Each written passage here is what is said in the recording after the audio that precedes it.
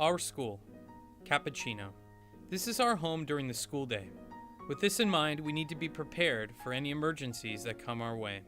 This video is an overview of our school safety plan, and will show you where you'll need to evacuate during an emergency or a fire alarm. The Big Five is a new county-wide way of responding to different types of emergencies.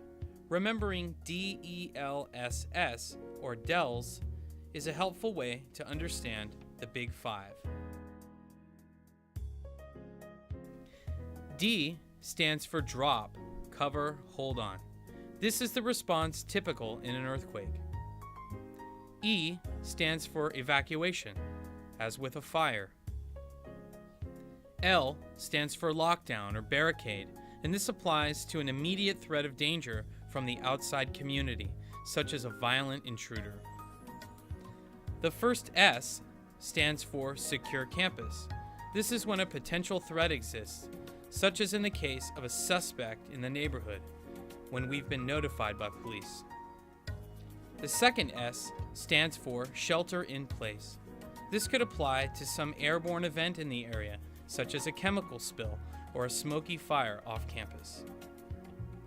These 5 basic responses to emergencies are important for us to think about, and you'll be hearing a lot about the Big Five in the next few months, including during a second training video in October and a follow-up earthquake drill called the Great Shakeout.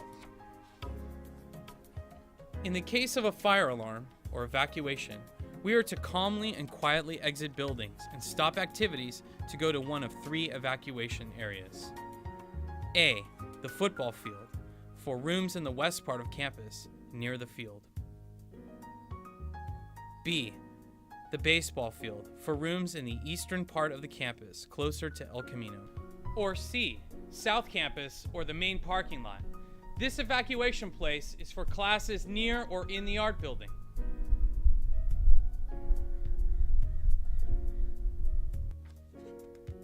Your teachers will go over with you your particular evacuation route and location in class in just a moment, if you haven't talked about that already.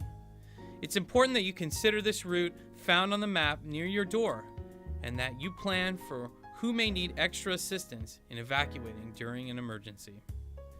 Each classroom has a clipboard with detailed emergency information on it, as well as forms your teacher will be using following an evacuation. Teachers, please make sure that you have a current student roster available on the clipboard, especially since you may sometimes have a different teacher subbing the class.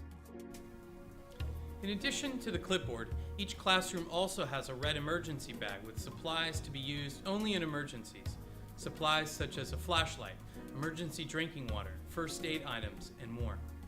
It's important that these bags only leave the classroom during an evacuation, emergency, or drill.